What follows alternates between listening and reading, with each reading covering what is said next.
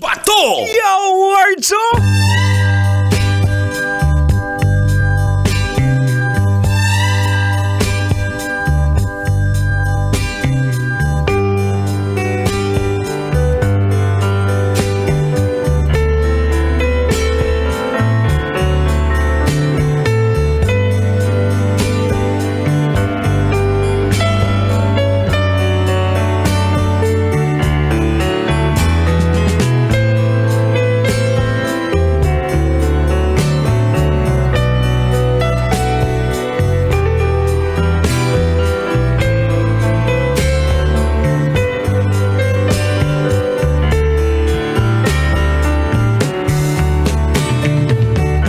Usa kaming gabi mga angkol ug mga auntie at syempre sa ating mga pamangkin na nakatutoy na.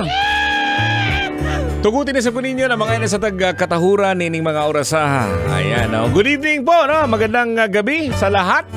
At syempre, no, yung mga nasa lansangan ngayon, no? Especially sa Pasay area, Makati, Maynila. Oo, napansin ko siguro may konting ambon, ha? Oo, yung ambon na yan, ingat-ingat po tayo. Sasabihin nyo na ambon lang. Pero pag hindi nakaya na ng iyong katawan, kasi pag iba-iba kasi yung weather, no? Pansinin nyo, kaninang umaga po, no? Maaga po ang inyong Uncle Toto, imaginein mo. Umalis po ako ng bahay ng mga bandang alas 7 pasado. O, imaginein mo yan, ha? Alas 7 pasado, medyo mainit. Oo, mainit yun. Pagdating ng hapon, biglang bumuhos ang malakas na ulan. Pero buti na lang kasi ang inyong uncle naman, mga kabisyo, umidlip naman ako, no? Pagdating ko ng bahay siguro mga bandang alas 11. Pero kakaibang init eh. Oo, ayoko naman na masyadong malamig kaya hindi ko na inon yung aircon kasi alam mo naman, malamig nga pero buslot naman yung bulsa mo. Mahirap na mga kabisyo, mahal ang ating bill pag ganun lagi. So dapat medyo balanse po tayo, ha? Anyways, hello po, no? Ngayon po ay araw ng Huwebes. Ayan, pitsa 4 po sa buwan ng July. Ilang araw na lang. Ilang araw na lang, mangangalahati na tayo ng buwan ng Hulyo. Ano bang meron? Awards, no? May aalis ba? Meron bang mawawala? No, maraming nag-aabang eh. Isa sa mga nag-aabang dyan si Carl. Siguro, isa sa mga rason siguro kung bakit siya andito ngayon, gusto niyang malaman. Kung ako ang tatanungin mo, wala kong alam. Oo. Bot-botoy! Totoo naman yan mga kabisyo.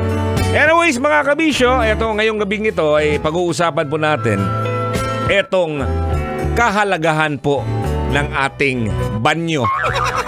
Hoy, bakit banyo yung pag-uusapan natin? Ito yung sagot natin. Hoy, pabanyo-banyo lang yun, ha? Pero napaka-importante po ang banyo, ha? Matanong lang kita mga kabisyo, ha? Ayan. Ikaw, ilang minutes ka ba tumatagal sa banyo? Minsan din ba umaabot ka rin ng kalahating oras?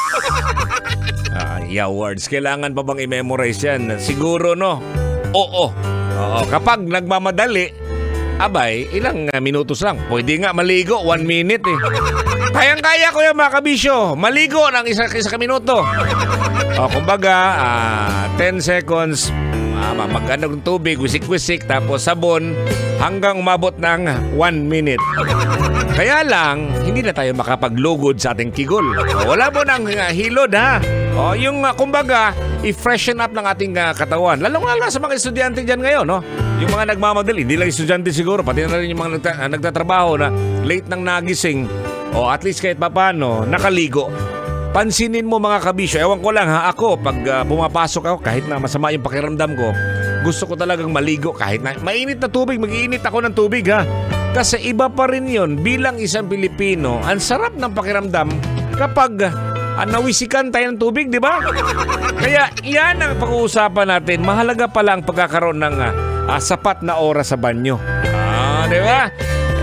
Siguro lagi kang nagmamadali. Ako, sasabihin ko sa inyo, pag nasa bahay ako, pag hindi ako nagmamadali, ay umaabot siguro ako ng kalahating oras. Ano kaya pwedeng gawin sa banyo? At eto na, mga dahilan kung bakit tumatagal ka pa sa banyo. Yan po nakapost sa ating fanpage, no? Totoy Bato Official. Para pag-uusapan natin at gusto kong masali ka dito para katuwaan lang po, no? Para sa gabing ito, para sa ating programang Tutoy na Love. May gabi, no? Ako ang inyong Uncle Totoy Bato. Ikaw nasa lansangan ngayon.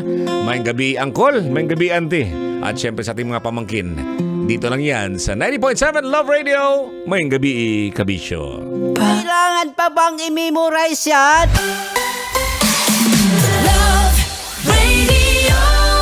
Basic!